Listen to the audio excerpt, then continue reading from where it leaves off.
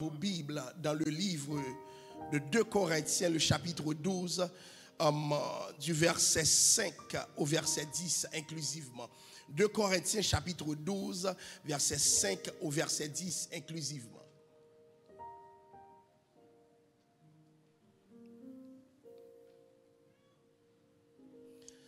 Je me glorifierai de tel homme, mais de moi-même je ne me glorifierai pas, sinon de mes infirmités. Si je voulais me glorifier, je ne serais pas un insensé, car je dirais la vérité, mais je m'en abstiens. Afin que personne n'ait à mon sujet une opinion supérieure à ce qu'il voit en moi ou à ce qu'il entend de moi. Et pour que je ne sois pas enflé d'orgueil à cause de l'excellence de ces révélations, il m'a été mis une écharpe de la chair, un ange de Satan pour me souffleter et m'empêcher de m'enorgueillir. 3 fois j'ai prié le Seigneur de l'éloigner de moi et il m'a dit, ma grâce te suffit, car ma puissance s'accomplit dans la faiblesse. Je me glorifierai donc bien plus volontiers de mes faiblesses, afin que la puissance de Christ repose sur moi. C'est pourquoi je me plains dans les faiblesses, dans les outrages, dans les calamités, dans les persécutions, dans les détresses pour Christ, car quand je suis faible, c'est alors que je suis fort. Nous allons clôturer cette semaine avec un message, je dirais, un peu inusité, puisque nous sommes dans un contexte d'action de grâce. Que vient chercher un tel texte qui fait l'éloge de l'infirmité dans un tel contexte? Eh bien, nous allons avoir le privilège d'explorer cette notion même d'infirmité, de faiblesse, pour venir avec un complément dans notre sujet ce matin.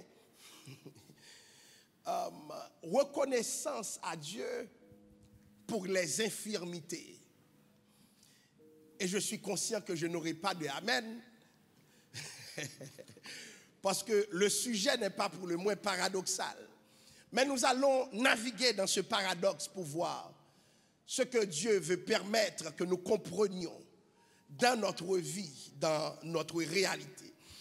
C'est étonnant, je venais pour prêcher ce matin sur la reconnaissance des 10 lépreux. La question, l'histoire des 10 lépreux, le passage qui illustre la réalité des 10 lépreux. Et c'est alors que, par rapport à ma prière d'hier soir, le Seigneur m'a fait découvrir quelque chose qui m'intéresse. Et j'aimerais le voir avec vous, la reconnaissance pour les infirmités.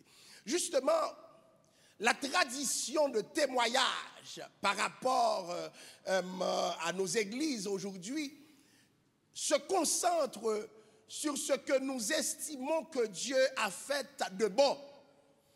Par exemple, Dieu m'a guéri, reconnaissance. Dieu m'a sauvé, reconnaissance. Par exemple, j'avais un problème et maintenant je domine le problème, donc je témoigne ma reconnaissance, n'est-ce pas? Donc quand vous voyez le peuple dire Amen, c'est parce qu'il y a quelque chose de positif pour eux qui les pousse à dire Amen, donc à manifester une certaine reconnaissance. De sorte que si ce matin, je venais à l'église pour dire aux gens, aidez-moi à dire merci à Dieu pour un pied qui est cassé. Le monde me regardera me dire, il est à demi fou, puisqu'il parle encore, il n'est pas encore complètement fou, mais quelque chose ne va pas. Pourquoi? Parce que nous sommes socialisés pour accueillir ce qui, de notre point de vue, paraît positif. Surtout, j'ai prêché ce message l'autre jour, nous sommes dans un temps où l'accent est mis sur l'épanouissement personnel. Donc, je valorise, je rends grâce à Dieu pour ce qui me donne, comment dirais-je, une certaine joie, me procure un certain respect, me procure de la valeur. Donc pendant toute cette semaine, nous étions en train de dire reconnaissance parce que Dieu a fait ci, Dieu a fait ça. Maintenant je viens à contre-courant, une reconnaissance pour ce que Dieu n'a pas fait. Une reconnaissance, pas pour la délivrance, mais pour la non-délivrance. Une reconnaissance pour l'infirmité. est-ce possible ce matin? Est-ce possible? Je sais que l'heure est avancée, donc je vais effleurer le sujet avec vous rapidement pour ceux qui ont des poulets à la maison. Et l'odeur du poulet les atteint déjà au plein nez. Je vois les femmes dire Amen. Donc, vous êtes reconnaissant au pasteur pour le poulet? Le poulet va brûler ce matin. Je reviens dans mon texte. Paul parlait des raisons pour lesquelles il pourrait se glorifier. Et justement, Paul était en train de présenter l'excellence de la révélation que Dieu lui a donnée. Et quel privilège a-t-il eu lorsque Paul a connu une extase. Et à travers cette extase, Paul a été catapulté jusqu'au 3e ciel. Et il expliquait humblement, je connais un homme en Christ qui fut transporté jusqu'au 3e ciel. Paul fait semblant de ne pas savoir si c'est lui. Il a dit, je connais. La révélation est tellement grande, alléluia, est tellement puissante que Paul a peur de se mettre de l'avant. C'est pas comme aujourd'hui, lorsque Dieu se sert de nous ou bien nous a fait faire une expérience intéressante, nous avons l'intention de nous présenter nous-mêmes pour qu'on parle de nous. Paul fait très attention puisque c'est un texte qui parviendra par écrit à des gens et Paul ne veut pas que ces gens le prennent pour un Dieu. Alors Paul a dit, je connais un homme en Christ. Et non, Paul n'est pas arrivé en disant, moi-même, je fus transporté jusqu'au 3e ciel. Donc, il raconte l'histoire de manière très impersonnelle. Et si tu ne comprends pas le langage de Paul, tu ne sauras pas qu'il parle de lui-même. Mais toutefois, c'est très clair, puisque plus tard, il a dit des choses qui n'est pas permis à un homme d'exprimer. Mais comment sais-tu qu'il n'est pas permis à un homme d'exprimer ce que tu as vu si tu ne l'as pas vu? Donc Paul parle de lui-même, mais en toute humilité. Et je vais vous dire cela aujourd'hui. Vous, hommes de Dieu, femmes de Dieu, à qui Dieu a fait grâce, n'utilisez pas la grâce pour vous élever. Et c'est pour cela que la vantardise est à proscrire. Un chrétien ne peut pas être vantard. Un vrai chrétien ne peut pas être jolet en bon créole. Négatif. Ça ne marche pas. Ça ne marche pas. C'est vrai, Dieu t'a donné des talents, mais sois humble avec tes talents. Dieu t'a donné des moyens, des choses avantageuses, mais sois humble de la manière dont tu en parles, parce que tu risques de t'élever au lieu d'élever Dieu. Et Dieu n'aime pas que quelqu'un d'autre prenne sa place. La Bible dit, je suis l'Éternel, c'est là mon nom, je ne donnerai pas ma gloire, ni mon honneur. Donc Dieu n'accepte pas. En aucun cas, Dieu n'accepte pas que tu te mettes à te lever là où lui-même il devrait être élevé. Est-ce que l'Église a compris cela? Donc, c'est une éthique que nous devons avoir dans nos interventions. Ne jamais s'élever, mais élever Dieu dans ce que nous faisons. Pour que les gens disent, c'est Dieu qui l'a fait. Et non, c'est toi qui l'as faite. Donc, n'entrons pas en concurrence avec notre Dieu. Parce que s'il dit qu'il ne donne pas la gloire, il y a quelque chose que j'ai entendu quelqu'un dire à l'église, je pense que c'est le pasteur Masséna, la gloire est pour Dieu, la grâce est pour nous. Donc, présentons les choses pour que cette gloire qui revient à Dieu soit toujours à Dieu, et cette grâce qui découle de cette gloire que Dieu lui-même vit, nous revienne à nous-mêmes. Alors, Paul racontait l'histoire. Et Paul dit... Puisque, voyez-vous, Paul est un intellectuel de son temps. Il y a beaucoup de raisons qui font en sorte que dans la génération de Paul, les gens seraient tentés de l'élever. Vous connaissez cette histoire où l'on présente Paul et Apollos, puisque déjà à l'époque, les gens comparaient les hommes de Dieu entre eux sur la base de leur talent. Et vraisemblablement, Apollos était plus intellectuel encore que Paul. Donc, il y avait une concurrence. Malheur à vous si vous comparez les gens. À chacun sa grâce, à chacun sa bénédiction. Point barre. La grâce de Dieu se manifeste autrement suivant les personnes. Donc, il a dit, je me glorifierai de tel homme, mais de moi-même, je ne me glorifierai jamais, sinon de mes infirmités. Il est souvent, vous allez voir, c'est une éthique personnelle. À chaque fois que je parle de moi, je n'ai pas peur de présenter mes faiblesses. Oui. Il faut que le peuple sache qu'il n'a pas en face de lui un Dieu, un demi-dieu qui est déjà allé au ciel et qui est retourné sur terre. Non. Je sais me fâcher. Je vous ai dit que je ronflais beaucoup, n'est-ce pas? Quoi d'autre?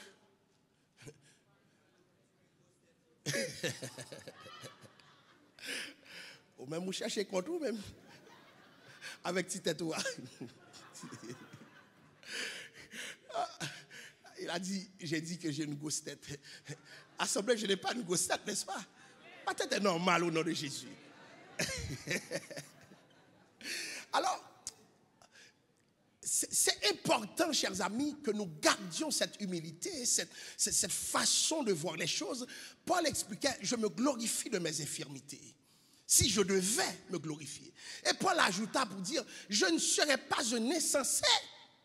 C'est-à-dire, je ne serais pas comme un fou si jamais je vous parle de mes infirmités. Parce que, chers amis, quand Paul parle de ses infirmités, il faut se dire quand même, mais regardez tout ce que Dieu a fait avec un homme infirme. Bien aimé, beaucoup de personnes dans la salle se plaignent de certains problèmes qui ont une longue carrière dans leur vie. Et cette carrière, elle est publique, tout le monde peut en parler. Il y a des gens qui arrivent même à avoir honte d'eux-mêmes parce que ces personnes ont certaines incapacités. Quand je parle d'infirmité, je parle de faiblesse, je ne parle pas du péché, chers amis. Il ne faut pas se glorifier du péché. Ne viens pas te glorifier parce que tu ne peux pas regarder une femme sans tomber avec elle. Je te dirais, tu es juste charnel. Est-ce que l'église est là? Donc, quand ce texte parle de faiblesse ou bien d'infirmité, ce n'est pas en relation avec le péché. Ce texte met en valeur les incapacités que nous avons. Les délivrances que Dieu ne nous a pas accordées. Alléluia. Et ce texte est en train de nous dire, nous devons bénir Dieu pour les non-délivrances. Nous devons célébrer Dieu pour les portes qu'il n'a pas ouvertes. Et ça devient difficile. Est-ce qu'il y a des gens qui ont déjà une maladie et qui savent c'est quoi une maladie? Beaucoup de théologiens s'accordent pour dire, c'était quoi le problème de Paul? Paul, brillant intellectuel, Paul, homme de Dieu respecté, Paul, manifestement, quelqu'un qui a dépassé les autres disciples. Beaucoup parlent de Paul comme le fondateur lui-même du christianisme. J'aimerais vous dire que ce sont les textes de Paul qui participent même dans l'organisation de l'Église. Paul a fait une contribution majeure sur ce que l'Église est aujourd'hui parce que ces révélations ont été octroyées à Paul. Mais Paul avait un problème. Comme tout homme de Dieu doit avoir des faiblesses. Pour que nous sachions, nous ne composons pas avec Christ sur terre. Lorsque je vois un homme de Dieu venir parler de lui, moi, comme un moitrinaire, je suis inquiet. Certaines églises connaissent mieux leurs pasteurs qu'ils ne connaissent Dieu. Certaines personnes connaissent des acteurs qui prêchent sur les réseaux sociaux mieux qu'ils ne connaissent Dieu. Alors il y a un problème. Ce prédicateur a échoué. Il s'est présenté au lieu de présenter Christ. Tenez-vous bien. Paul n'a pas étendu son CV. Et si vous voulez savoir qui était Paul, Paul disait, je suis hébreu, né hébreu. J'ai fait mes études au pied de Gamaliel, la référence de l'époque. Quant à la loi pharisienne, je suis rigide, docteur de la loi, de son statut. Mais tenez-vous bien, Paul est en train de présenter sa faiblesse. Une écharde. En quoi consistait son problème? Plusieurs théologiens posent des questions. Je suis dans la spéculation. Personne ne peut sortir avec une vérité définitive. C'est quoi le problème de Paul? Pour plusieurs, Paul, lorsqu'il se mettait à parler,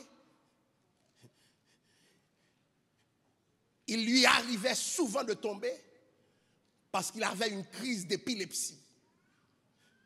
Ce que certains appellent, dans notre langage, malcadie. Sa bouche vacuumait. Excellent orateur. Mais quand sa bouche s'écume, ce n'est pas beau à voir. Vous êtes là? Mais comment comprenez-vous cet homme en étendant sa main qui guérit les autres et qui lui-même n'est pas guéri? Des fois, tu pries pour d'autres, d'autres sont libérés. Tu as le même problème, tu pries pour toi, mais Dieu te rappelle que tu n'es pas un distributeur automatique de miracles. Bagaille s'arrête.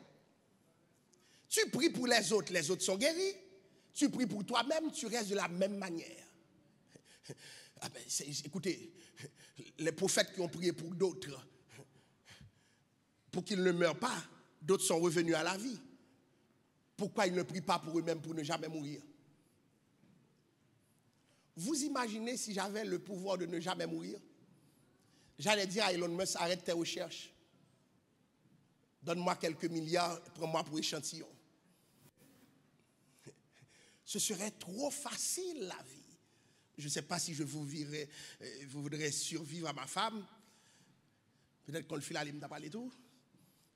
Mais qu'est-ce qui se passerait, chers amis, si nous avions cette possibilité? Paul va dire quelque chose.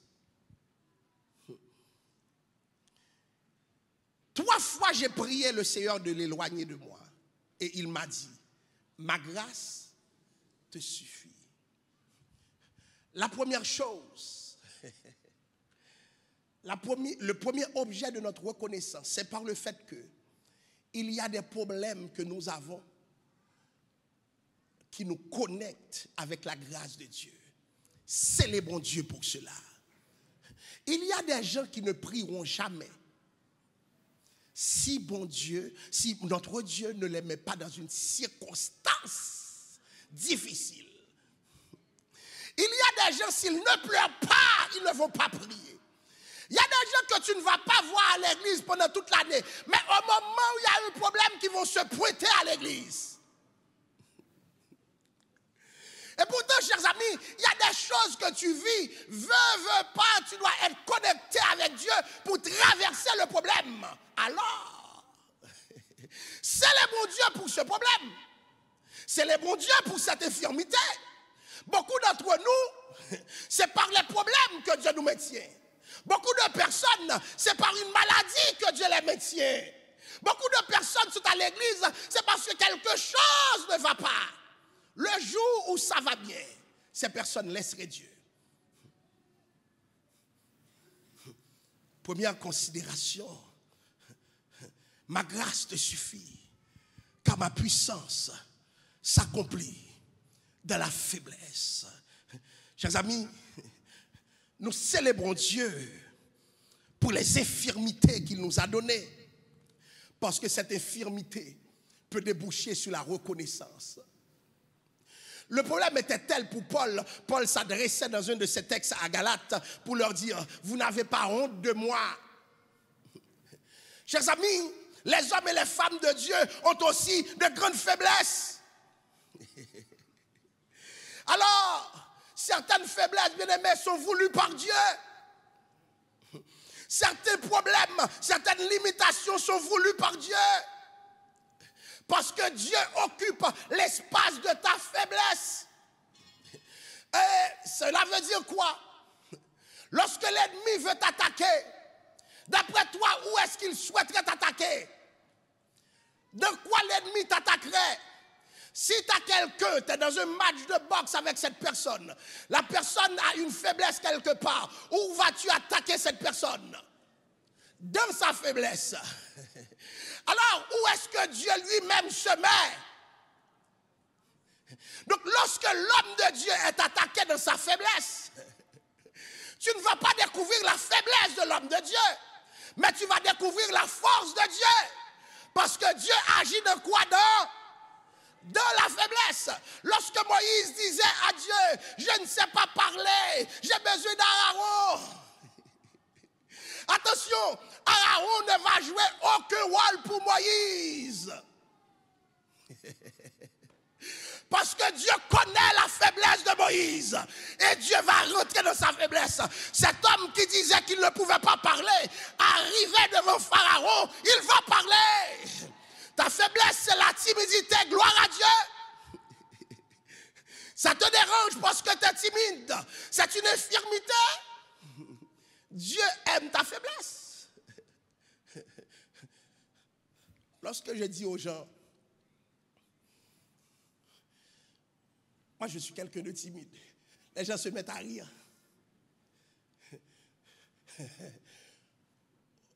Vous voyez que j'ai une tronche de timide? Hein? Gloire à Dieu. Parce que la grâce de Dieu, c'est d'entrer dans la faiblesse de quelqu'un. Et cette faiblesse devient force. Et je reconnais que c'est Dieu seul qui est Dieu. Parce que je me mets à parler en public sans trembler. Dieu seul peut le faire. Est-ce que vous êtes là ce matin? Je ne sais pas quelle sorte d'infirmité vous portez ce matin. Célébrez Dieu pour cette infirmité. Je ne sais pas quelle sorte de souffrance vous portez ce matin. Célébrez Dieu pour cette souffrance. Je ne sais pas ce qui vous dérange dans votre vie. Les limitations que vous avez. Parce qu'à cause de ta faiblesse, tu vas te rendre compte de ce que veut dire le surnaturel. Bien aimé, le surnaturel, lorsqu'il embarque dans notre naturel, notre faiblesse est plus forte que notre force. Parce que dans notre faiblesse se trouve la force de Dieu. Ce que tu penses ne pas être capable de faire, alléluia, parce que tu es faible, je vais te dire, en Dieu tu es capable, parce que Dieu est fort à cause de ta faiblesse. Donc quelque part, chers amis, Dieu a besoin de notre faiblesse pour montrer toute sa force.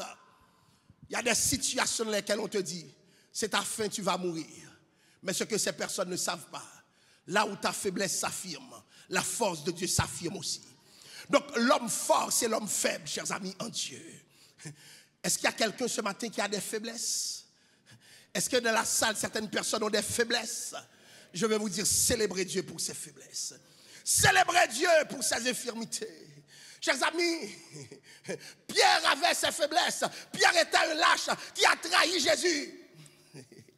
Mais lorsque l'Esprit de Dieu va saisir Pierre, le même Pierre qui a trahi a accepté de mourir. Bon, on a dit à Pierre de se taire. Il a dit, si je me tais, les pierres parleront. Pourquoi? Parce que la grâce de Dieu a opéré dans sa faiblesse. Que bon Dieu faut tourner pasteur. Alléluia. Faut me servir une partager fado avec. Que Dieu te fasse devenir pasteur au nom de Jésus. Marquez samedi, oui. Gloire à Dieu. Donc on te dit que tu ne dépasseras pas certaines limites à cause de tes faiblesses. Je vais te dire ce matin, alléluia. C'est vrai, tes faiblesses peuvent t'empêcher de dépasser certaines limites. Mais la force de Dieu opère dans cette faiblesse. N'aie pas peur de tes limites ce matin. Qui t'a dit que tu n'arriveras jamais? Est-ce que tu sais ce que Dieu peut faire? Le miracle de Dieu, c'est que c'est l'homme faible qu'il rend fort. Est-ce qu'à cause d'une maladie, quelqu'un te dit, tu ne peux pas avoir de carrière, tu ne vas arriver nulle part parce que tu es toujours malade? Qu'est-ce que t'en sais? Quelqu'un qui sert Dieu, c'est dans sa faiblesse que Dieu opère. Donc quelqu'un ce matin doit célébrer Dieu pour ta faiblesse, parce que ta faiblesse va te montrer que tu es unique. Qui aurait cru que Paul est un grand orateur ce matin, malgré son épilepsie? Célébrez Dieu pour votre faiblesse. Alléluia. Soyez reconnaissants pour votre faiblesse. Parce que sans cette faiblesse, Paul n'aurait pas prié pour obtenir cette révélation selon laquelle, quand il est faible, c'est alors qu'il est fort. Nous sommes dans une société qui célèbre les forces. Nous sommes dans une société qui met en avant les forces. Mais à l'église, je vais vous dire, ceux qui servent Dieu, nous sommes tous des faibles que Dieu a rendus forts. Donc c'est malgré nous, c'est malgré nos incapacités que Dieu agit. Ce matin, je vais dire à quelqu'un qui est découragé, alléluia, ton infirmité n'est pas ta limite. Amen, amen, amen, amen. Ton infirmité, ta faiblesse ne représente pas tes limites. C'est toi qui te limites. Continue de rêver, continue de faire ce que tu dois faire et célébrer Dieu pour ton infirmité. Alléluia. Parce que Dieu va faire une différence avec toi. Dieu va montrer au monde, celui qui est infirme, je lui permets de faire ce que d'autres qui ont les deux pieds, les deux mains, qui sont en santé, qui sont bien portants ne peuvent pas faire. Parce que j'agis dans cette infirmité. Ce matin, pourquoi vous pleurez? Un diagnostic te dit, rien ne va plus. Et tu rentres en dépression. Mais qui peut décider de cela? Dieu va te montrer qu'il est le maître de la vie. Alléluia, alléluia. J'ai vu un homme, un influenceur, qui a ses deux bras, mais qui n'a jamais eu de pied et qui traîne partout. Maintenant, ce gars regarde d'autres personnes qui ont leurs deux pieds, leurs deux mains, et qui sont en train de sombrer dans des problèmes, dans la dépression, parce qu'ils ont certaines faiblesses. Je vais vous dire quelque chose. Votre faiblesse, c'est votre plus grande force. Et quand vous sentez la faiblesse de votre nature, la première chose que ça vous donne, c'est de l'humilité. Vous savez que certaines personnes manqueraient d'humilité s'ils n'avaient pas certaines grandes faiblesses. Il y a des gens, à cause de leur force, qui ne respectent pas d'autres gens. Est-ce que l'Église comprend cette parole? Il y a des gens qui troublent d'autres personnes parce qu'ils ont une force. Or, le problème, c'est que tu ne peux pas humilier d'autres avec la force de Dieu. Parce que la force de Dieu ne sert pas à cela. Alors, ce que je vais vous dire ce matin, bénissons le Seigneur pour la somme des infirmités que nous avons. Il y a des délivrances que Dieu ne veut pas t'accorder. 3 fois j'ai prié. Beaucoup de personnes, j'ai entendu quelqu'un dire, moi quand je prie, le Seigneur me répond toujours, c'est fort. Comment ça Dieu te répond toujours? Bon Dieu est avec vous. Dieu est ton bébé, ton enfant que tu appelles. Dieu viens ici, entends, écoute-moi, je parle.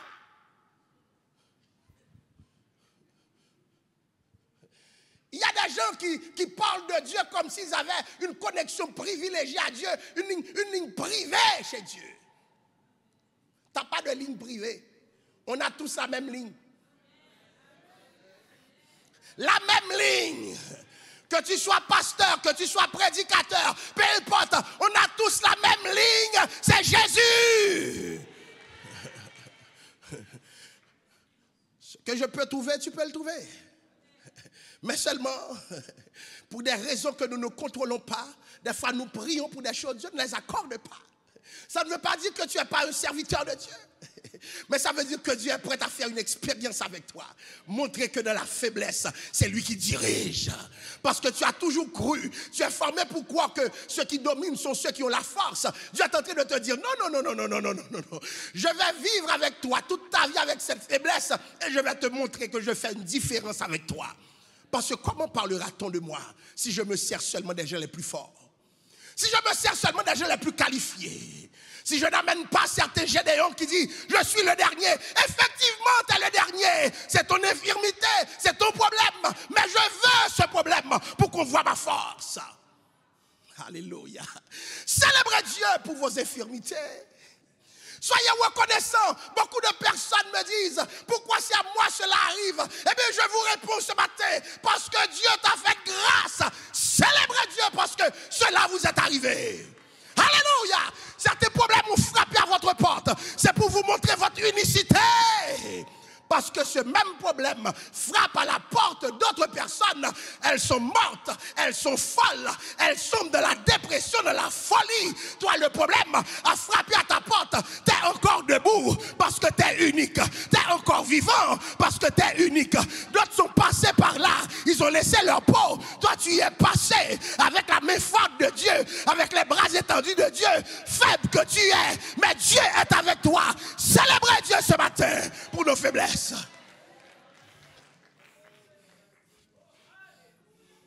Des fois, l'ennemi vient prendre un lift sur ta faiblesse. Alléluia. Et au lieu de te rencontrer, l'ennemi rencontre la toute-puissance de Dieu. Alléluia. C'est quoi ta faiblesse ce matin? Il y a des gens qui sont peureux. C'est ta faiblesse. Dieu a besoin de cette faiblesse pour montrer sa force. Est-ce que vous avez vu des hommes de Dieu régler des choses malgré leur peur, malgré leur lâcheté, malgré leur incapacité? C'est malgré tout ce que nous avons de mauvais que Dieu peut avancer. Donc si quelqu'un se dit ce matin qu'il n'est rien, qu'il ne peut rien, que rien ne lui arrivera, alléluia, Dieu est en train de te dire autre chose. Donne gloire à Dieu parce que tu n'es rien et que Dieu est ton tout. Quand je suis faible, c'est alors que je suis fort. Wow, alléluia. Quand je suis faible, voyez-vous, quand quelqu'un est faible, il est juste faible. Mais quand je suis faible, c'est la force de Dieu qui embarque. Alléluia. Ça veut dire si je suis faible là, j'ai une force là, chers amis. Parce que Dieu ne laissera pas cette faiblesse être exploitée par l'ennemi, par le diable. Et justement, quand Dieu te demande de faire une chose, la première chose que nous mettons de l'avant, c'est notre propre faiblesse. Dieu te dit, mais depuis quand c'est ta faiblesse qui était à privilégier? Pour ceux qui se disent ce matin, j'ai une faiblesse, eh bien le Seigneur me demande de vous dire, louez Dieu pour vos faiblesses. Louez Dieu pour vos infirmités. Louez Dieu pour vos incapacités. Tu ne seras jamais l'autre que tu vois. Tu seras toi-même par la grâce de Dieu. Ce que l'autre a, tu ne l'as pas. Gloire à Dieu. Ne te compare pas. À chacun sa faiblesse. À chacun la force de Dieu dans sa faiblesse. Cesse de te comparer.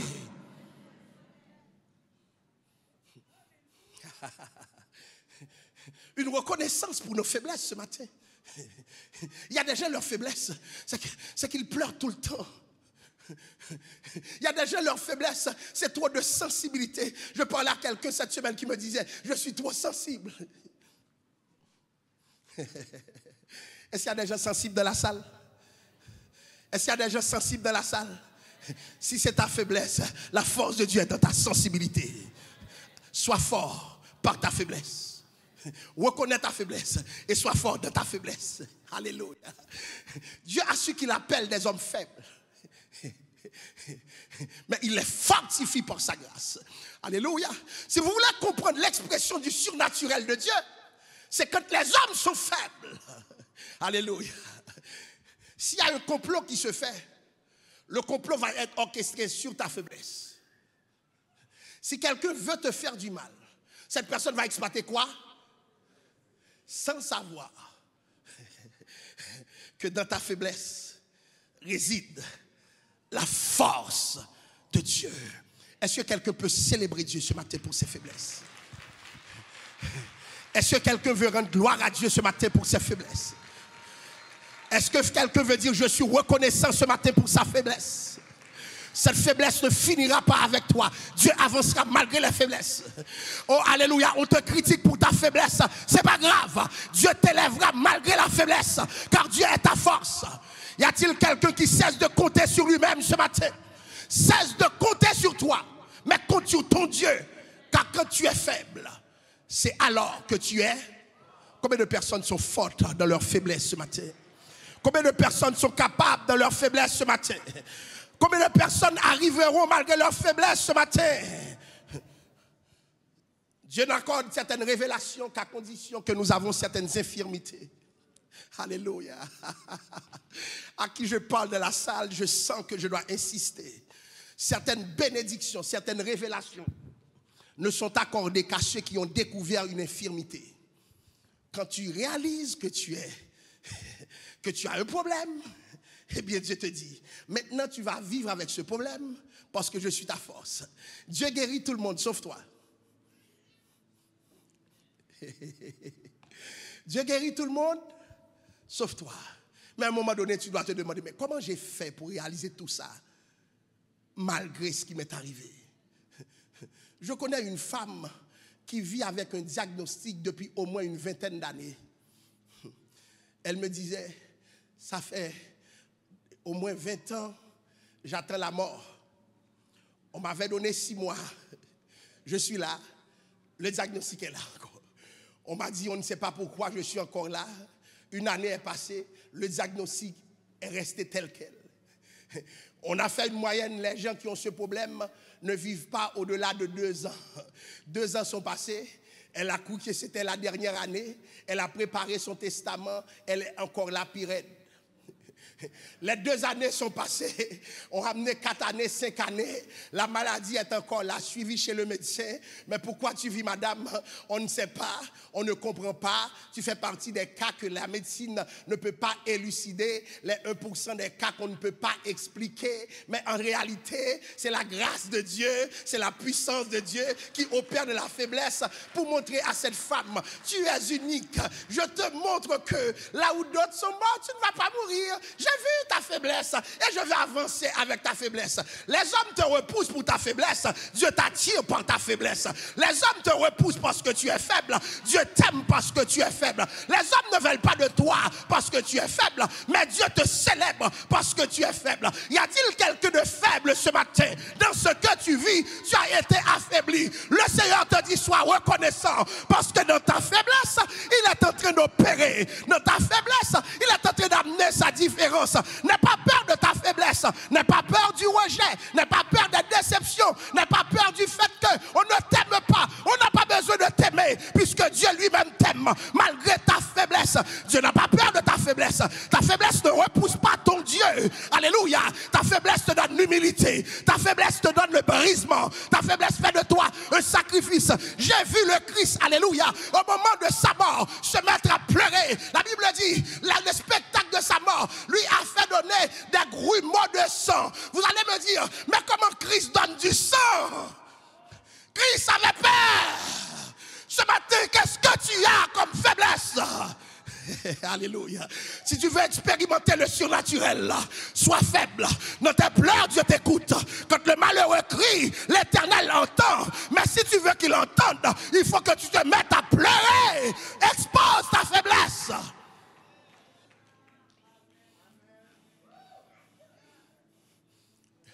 Et célèbre Dieu pour ta faiblesse. Je vous dis, mon message est paradoxal ce matin. Pour tous les faibles dans la salle. Pour tous les gens qui se questionnent sur eux-mêmes. Pourquoi moi? Pourquoi moi? Je vais te dire quelque chose. Mon message pour toi, Dieu t'a choisi pour faire une différence. Dieu t'a choisi pour montrer qu'avec les hommes faibles, il peut faire des choses puissantes. Est-ce que vous êtes là? Il est l'expression de l'infini. Dieu se sert des hommes faibles, des hommes qui ne sont pas capables. J'ai pris l'exemple de Pierre le lâche. Alléluia. Tous les disciples sont allés se cacher. Tous les disciples, ils étaient des lâches. Qui était auprès de la croix avec Jésus? Jean. Et seulement Jean. Et Jean, c'est parce qu'il était un enfant. Alléluia. Alors vous vous mettez en tête que les grands leaders, c'est comme ils paraissent bien habillés ce matin. Ce matin, je suis sous le protocole qui me met en noir et rouge. Regardez comme la chorale est belle ce matin. Vous êtes beaux dans le Seigneur. Vous êtes beaux dans le Seigneur. Alléluia. Mais devant Dieu, votre faiblesse est encore plus belle. Si votre apparence est votre force, alléluia. Ce que d'autres ne croient pas, alléluia. Ils vous voient sourire, ils vous croient toujours fort. Et pourtant, quelqu'un peut parler dans votre tête, vous vous mettez à trembler. Mais on pense que vous êtes fort. Alléluia. J'ai entendu des gens me parler de moi-même. Je ris en mon cœur pour me dire, s'il te connaît.